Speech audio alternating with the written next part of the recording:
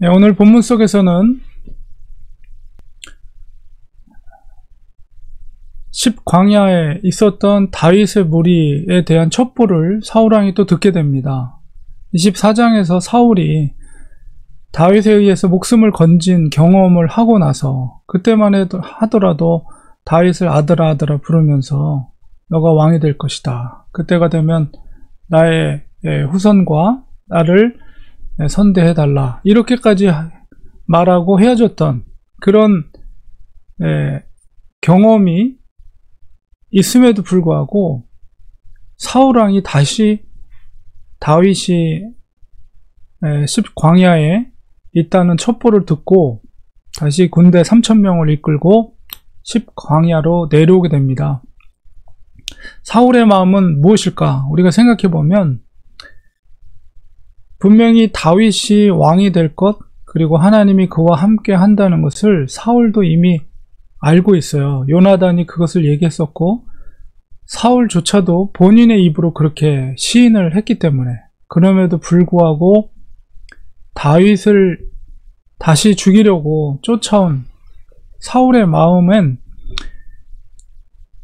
다윗을 시기하는 마음, 그리고 자기에게서 하나님의 영이 떠나서 다윗에게 머물러 있다는 것, 이런 것들이 너무나도 견딜 수가 없는 거죠.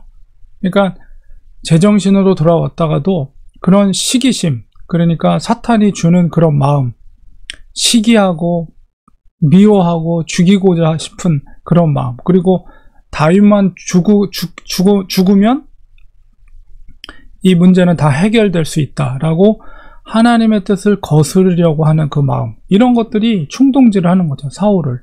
그래서 비록 자기가 다윗에게 구걸하듯이 생명을 부지하고 지킬 수 있었음에도 불구하고 그것을 넘어서서 하나님의 뜻을 거스리고 다윗을 죽이고자 하는 마음이 더 강한 겁니다. 그래서 첩보를 듣고 10광야로 내려와서 3,000명을 이끌고 이제 진을 친 거예요.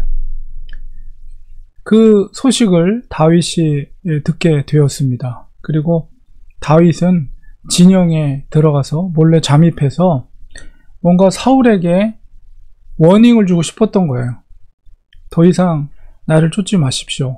나는 당신을 해하려고 하는 마음도 없고 그럴 계획도 애초부터 없었습니다. 라는 것을 뭔가 다시 한번 경고를 주기 위해서 그의 가장 용맹스러웠던 부하였던 아비새와 함께,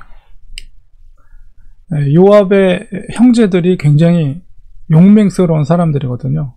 그러니까 너무 용맹스럽고 때로는 좀 무자비한 그런 사람들이에요. 요압이나 뭐 아비새라든가. 어쨌든 이 아비새와 함께 다윗은 진영으로 들어오게 됩니다. 그리고 모두가 잠드는 사이에 드디어 사울왕이 잠자고 있는 진까지 들어오고 거기서 사울왕을 바로 코앞에 두고 바로 창이 머리곁에 꽂혀져 있는 모습을 보게 됩니다. 그래서 아브넬은 그 모습을 보고 당장이라도 창으로 내가 단번에 땅에 꽂게 하겠다. 두 번 찌를 것이 없다. 이 말 속에서 얼마나 그 전투에 능한 사람이면 인간의 약점이 어딘지, 어디를 찌르면 단번에 생명을 앗아갈 수 있는지를 경험을 통해서도 충분히 알 수 있는 그런 아주 무시무시한 용사라는 것을 우리가 알 수가 있죠. 그때 다윗은 그것을 말리면서 이 9절에 보니까 누구든지 손을 들어 여호와의 기름 부음 받은 자를 치면 죄가 없겠느냐.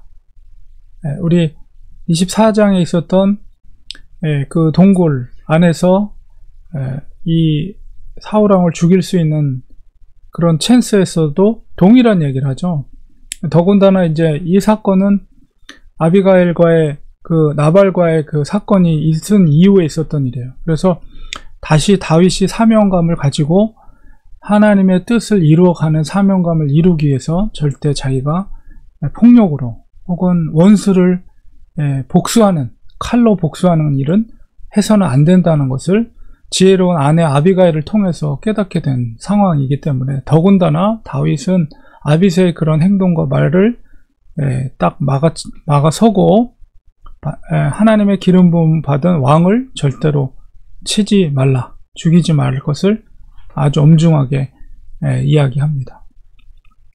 그래서 이런 상황 속에서도 다윗은 다시 한번 자기의 사명을 알고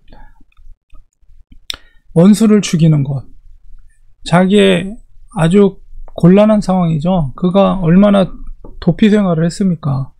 다시 한번 지도를 보면은 10여 년 동안을 도피 생활을 다 사울 때문에 지금 그런 일이 벌어지는 거잖아요. 파란 색깔이 3년 동안에 모압에까지 갔다 오고 블레셋까지 미친 척하고, 그 다음에 이제 빨간색이 이제 두 번째 3년 동안 엔게디에서 바란 광야를 갔다가 다시 10 광야로 와 있는 상태거든요. 여기서 있었고, 이제 보라 색깔이 바로 이어서 이제 그 10 광야에서 피신해서 가드로 가서 한 1년 6개월 4개월 정도를 블레셋에서 블레셋 왕의 부하로 있어요. 또 거기 있다가 다시 시글락으로 갔다가 이제 헤브론으로 다시 와서 헤브론에서 드디어 이제 유다 지파의 왕으로서, 물론 아직 이 베냐민 지파의 출신인 사울 왕의 세력이 아직 남아 있지만, 이 사건을 계기로 해서 더 이상 사울이 다윗을 만나는 일은 발생하지 않습니다. 어쨌든 이 24장에 있었던 첫 번째 사울을 살려줄 때와 지금 여기서 사울을 살려줄 때 상황은 전혀 다른 상황이에요. 그만큼 다윗의 능력이, 그리고 다윗을 추종하는 세력들이 너무나도 강력해지고 더 이상 사울도 어떻게 할 수 없는 정도로 성장해 있는 다윗의 모습을 우리가 계속 읽어나가는 중에 알 수가 있거든요. 그래서 다윗은 끝까지 그가 지향하는 것, 그가 지키고자 했던 것은 하나님의 말씀대로, 하나님의 기뻐하시는 뜻대로 자기에게 주어진 사명의 길을 걸어가는 것입니다. 이게 참 중요한 거예요. 아주 그 과정, 그 왕으로서 기름 부음을 받은 자로서 그 과정을 이루어가는 수단과 방법에 있어서 모든 것들이 하나님의 뜻에 합당하도록 이루어지길 원했던 것입니다. 왕이 되는 게 목표가 아니라 매 순간순간마다 그 모든 과정 속에서 하나님의 뜻대로 이루어지기를 원했고, 이 두 번째 찬스에서도 다윗은 절대로 사울을 건들지 않습니다. 다만 이제 워닝을 주는 거죠. 두 번째 워닝을 주게 됩니다. 그래서 이제 창과 물병을 이제 가져가게 되는데, 특별히 이제 창을 가져갔다는 것도 의미가 있는 거죠. 사울은 계속해서 그 창으로 다윗을 죽이려고 했거든요. 그러니까 그 창을 뺏어간다는 것은 더 이상 당신이 나를 어찌할 수 없다는 그런 의미가 상징적으로 표현되어 있는 거죠. 그래서 결국은 다윗과 아비새는 이 사울을 죽이지 않고 다만 창과 물병만을 가지고 그 진에서 빠져나오게 됩니다. 그래서 우리가 이 두 번째 이 사건을 통해서 사울의 성장되어 있는 모습, 근데 하나님께서 그렇게 사울을 성장시킬 때까지는 그가 하나님 앞에 신실하게 모든 방법과 과정 속에서 하나님의 뜻대로 하려고 하는 그의 몸부림이 있었다는 거예요. 그런 것들이 우리가 본을 받아야 될 점이라고 우리는 봅니다. 그래서 항상 그리스도인들은 목표도 하나님이 원하시는 뜻대로 해야 되지만, 그 목표를 이루는 모든 과정이 아무리 힘들고 어려워도 하나님이 기뻐하시는 뜻대로, 하나님이 기뻐하시는 방법대로, 그것이 좁은 길이라 할지라도 그 좁은 길로 가는 사람들이 그리스도인들이다. 우리가 지금 걸어가야 하는 길이, 그리고 걸어가고 있는 길이 정말 하나님이 뜻하신 바대로, 하나님이 원하시는 방법대로, 그리고 원하시는 그 방향으로 우리가 걷고 있는지 우리가 이 말씀을 통해서 생각하면서 우리들도 다윗처럼 순전함으로 하나님의 뜻대로 살아갈 수 있도록 늘 기도하면서 그런 길을, 그런 방법들대로 바른 목적을 가지고 살아야 되겠습니다. 기도하겠습니다. 하나님 아버지, 다윗은 두 번째 찬스, 그가 더 이상 도망자의 삶을 살지 않아도 되는 두 번째 찬스를 얻었습니다. 그럼에도 불구하고 다윗은 그 모든 방법과 과정 속에서 하나님의 뜻대로 되기를 원했습니다. 그래서 자기의 손으로가 아니라 병으로든 아니면 전쟁에서 하나님께서 사울을 심판하시던 자기 손이 아니라 하나님께서 기름 부음 받은 자는 심판할 것을 믿고 끝까지 자기가 도망자의 삶을 산다 할지라도 사울을 건들지 않았습니다. 하나님, 다윗의 그런 순전함을 우리가 본받기 원합니다.